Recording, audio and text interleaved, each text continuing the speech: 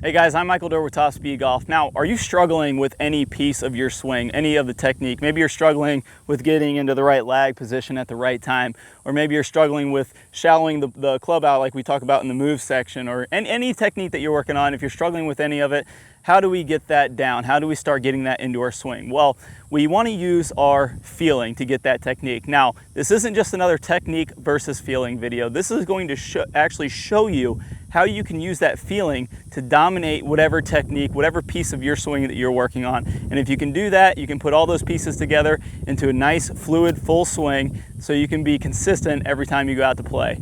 Let's go ahead and get started. Now, to use the feeling to get into the right technique, we have to understand two really simple things. First of all, we need to understand what the technique is supposed to look like when what we're working on, so we can check it on camera, so we can check it in the mirror, however we're working on it. We need to make sure we know exactly what it looks like and exactly the positioning it's supposed to be in, so that when we're working on getting the feeling to get us into the right technique, we're doing the right stuff. Now, the second thing we need to understand is that if we've been playing golf for any period of time, we've ingrained certain movements. So what we need to understand is that when we ingrain the movement, there needs to be a shock to the system, so to speak, so that we can start getting that movement out of our swing and start entering the new movement into our neurons in our brain, so that we can start using them on the course. Because if you ever had a pressure shot, it might just be a pressure just to hit a good shot from the range, or maybe a shot to win a match from your buddies or something like that. You're going to revert back to what's most comfortable, and what's most comfortable is what's ingrained. So by shocking the system and using the feeling to get the right technique, you're going to start getting those neurons trained in another direction so that you can be more consistent, especially when you're under pressure. So this method can be used to any technique that you're working on, and no matter what it is, what we're going to do is we're simply going to understand the technique, over-exaggerate the feeling, get our repetitions in, and then start letting it smooth out, okay? So it sounds a lot more complicated than it actually is. So let's say, just for example, let's say we're working on shallowing out the swing like we talk about in the move section in the transition. So we're transitioning in the ball and we're working on shallowing this out. Maybe we're someone who gets a little bit steeper. So what we're gonna do is we're first gonna understand, okay, we know the technique. We know that we're gonna wanna get up to the top of the swing, and we're gonna want this club to shallow out a little bit. That's the technique. Now we're going to over-exaggerate. We're going to almost feel like this club is going to get very, very flat in the swing, and then we're going to go ahead and get some repetitions in now. So we understand that this club wants to get flat. Now we talk about repetitions. What we're going to do is we're going to go ahead and we're going to do 100 repetitions where we work just on the move or the technique that we're working on. We're going to go to the top of the swing and we're going to flatten that club out, and we're going to do that 100 times. So another example, let's say we're trying to get a bigger turn. We know that the technique is we want to make sure that we get to at least 90 in our power turn, and maybe we're not quite getting there. Maybe we need to feel that our shoulder is going to be pointing back behind our foot over here to get a fuller turn, and that's going to be our feeling. So our repetitions here will be, we're going to get 100 repetitions feeling that shoulder pointing back behind us.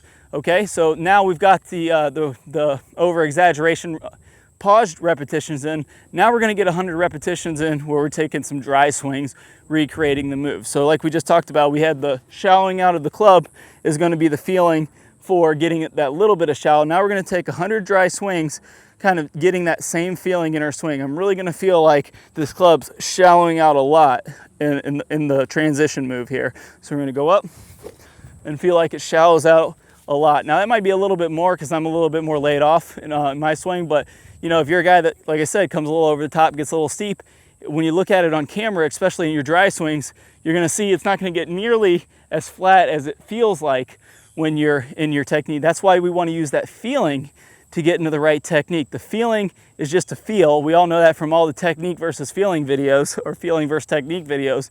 That's just the feel, but if we understand that we're using that so that we can just get in the right move, then we'll be in a good spot. So we're going to get another 100 repetitions in there. If we're working on the turn, no matter what we're working on, we're going to get 100 dry swings, recreating that feeling. And then we're going to introduce the ball, and we're going to get another 100 repetitions in with that over-exaggerated feeling. Now when we introduce the ball, those over-exaggerations tend to get much tighter. So if you're looking at your camera on the dry swings and you're getting a nice steep, maybe you're getting a little too shallow, then when you introduce the ball, you're probably going to see that you're only going to be able to get a little bit here because there's a little bit of urgency involved when we start introducing the ball in front of us. Same thing with the power turn. We might not get as full of a turn, but if we're getting that feeling, we're going to be getting a lot more than we need. We're going to introduce the ball and we're going to take another 100 swings. Don't worry about if you're not hitting it quite as crisp as you normally do. Again, it's a new movement. We're ingraining a new movement pattern. So it's going to take a little bit of time, a little bit of repetitions to get that in. But if we get the repetitions in and we start feeling that move, start to really over-exaggerate that move to get in the right technique, then it's going to start getting in there. We're going to start reaping the benefits of getting into the right positioning. Now, long term, whenever you're using this feeling to get in the technique, if you keep continuing to get this feeling, sooner or later, you're going to start either laying the club off too much or maybe overdoing it just a little too much because you keep over-exaggerating. What you need to do is make sure that you are checking yourself periodically on camera to make sure that you're not getting a little too far. If you start seeing that you're getting a little too far, especially when you're hitting the ball, you need to just go ahead and say, I'm not going to think about over-exaggerating it anymore. I'm just going to swing, because now you've already got enough repetitions ingrained to where you don't have to think about it anymore, which is what's going to carry out onto the course to hit that clutch shot to beat your buddies. So if you guys go out there, you go ahead, figure out the technique, exactly what it's supposed to look like, over-exaggerate the feeling for 100 reps with a pause, 100 reps without a ball, 100 reps with the ball, and then once you introduce the ball, actually it's just about as many reps as you can get with the ball, over-exaggerating the feeling, and then long-term, making sure that you're checking it, making sure you're not overdoing it. When you start overdoing it a little bit, then just go ahead, look at the ball, hit the ball, and then work on whatever else you need to be working at the time. It'll be ingrained, it'll be correct because you've been checking yourself. Guys, follow those steps and you'll be able to dominate any technique in the golf swing.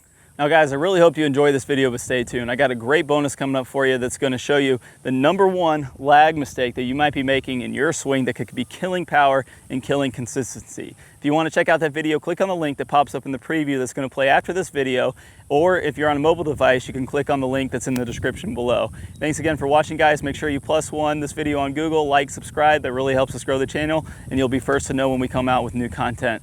We'll see you guys soon. Hi guys, and welcome back. I'm Clay Ballard, and in today's video we're going to talk about one of the absolute worst drills for creating lag. It's a very common drill that I see, and in this drill what we're going to do is we're going to set the wrist very early to create an angle of lag, and then we're going to try to hold this throughout the swing.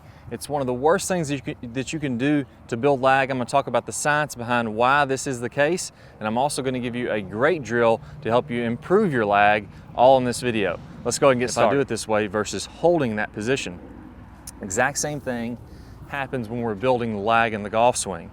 So what we want to do is throughout the swing, I want to have a very low and wide takeaway. So I'm not going to set my wrist early at all. If you look at a lot of the top players, you look at Adam Scott, very wide takeaway, not very much wrist set at all. You look at Rory McIlroy, look at Tiger Woods. All these players are using a wide takeaway and not getting very much wrist set, so that later in the swing, as we start down, we can increase this wrist set, and we're really only going to max out this angle of lag for a split second in the downswing. Okay, so a 3-step drill here. Now, as we get started with this, I want to remind you that the fulcrum in this golf club for getting a massive amount of lag is right at the end of the golf club. This is where I want my hinge point to be.